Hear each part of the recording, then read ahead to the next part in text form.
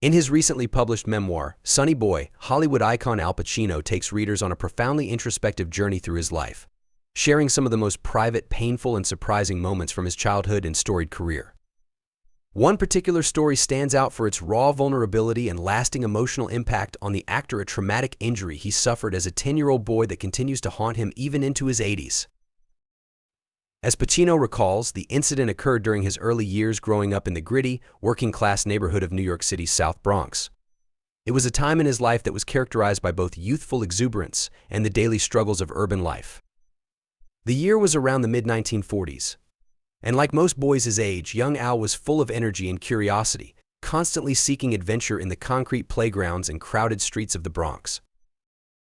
On the day of the injury, the weather had been rainy, casting a wet, slick sheen over everything.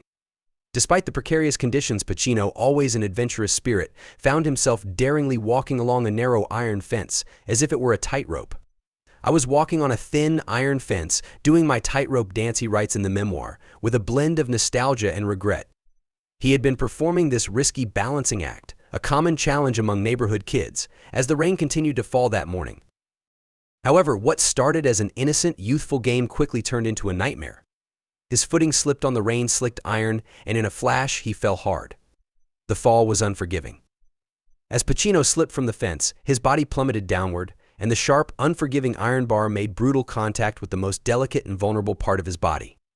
The iron bar hit him directly between his legs, delivering a blow of such intense pain that he would never forget it. In an instant, the carefree boyhood adventure became a moment of agony and fear, one that would stay with him forever. Pacino vividly recalls the overwhelming wave of pain that consumed him in the immediate aftermath of the fall. The impact was so severe that he was left hunched over, unable to stand up straight, let alone walk. The pain was paralyzing, leaving him stranded in the middle of the street, moaning in agony, too debilitated to make it home on his own.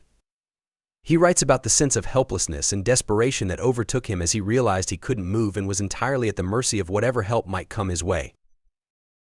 Fortunately, help did come.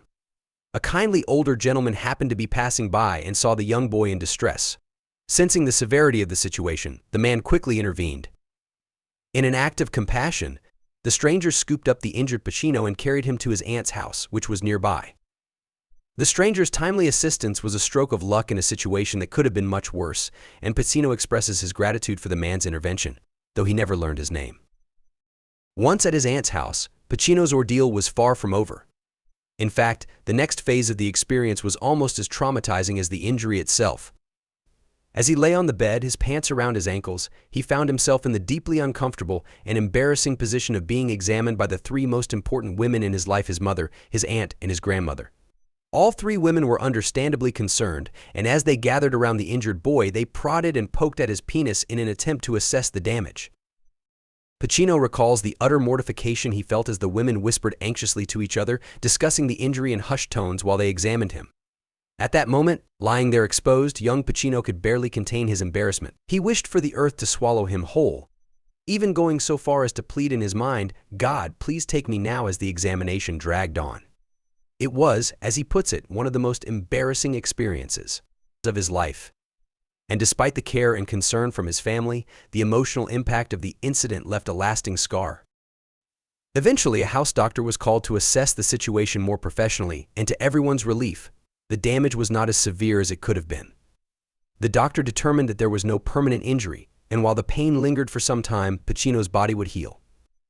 However, the psychological trauma of the experience stayed with him, long after the physical pain had subsided. "To this day, I'm haunted by the thought of it," he writes in the memoir, acknowledging that even now, in his 80s, the memory of that injury still casts a shadow over him.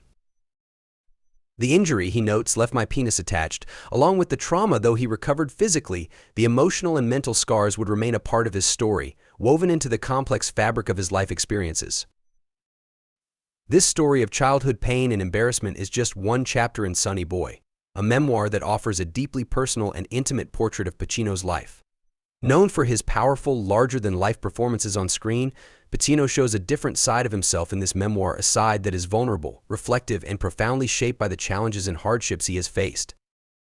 Throughout the book, Pacino reflects on a number of other formative events in his life, including his mother's suicide attempt, which had a profound effect on him as a child, and his experiences causing mischief and getting into trouble in the streets of New York. These stories, told with a mix of raw honesty and wry humor, reveal the struggles and triumphs of a man who has continually defied the odds, both personally and professionally. Pacino also opens up about his career in Sonny Boy, discussing how, despite his immense success as one of the most celebrated actors in Hollywood, he has experienced financial difficulties at various points in his life. Despite winning an Academy Award and starring in some of the most iconic films in cinema history, Pacino admits that there were times when he went broke, a humbling reminder that even the most successful actors face their own battles behind the scenes. In one particularly poignant passage, Pacino reflects on his ability to cheat death on a regular basis throughout his life. He likens himself to a cat with far more than the usual 9 lives, having survived everything from the physical trauma of his childhood injury to the emotional turmoil of personal and professional challenges. Yet through it all, he has remained resilient, driven by an unshakable passion for his craft and a relentless determination to keep moving forward. In Sonny Boy, Pacino offers readers a rare glimpse into the man behind the legend, a man who has experienced pain, loss, triumph, and everything in between. The memoir is a deeply moving account of a life lived fully with all its highs and lows, told by one of the greatest actors of our time.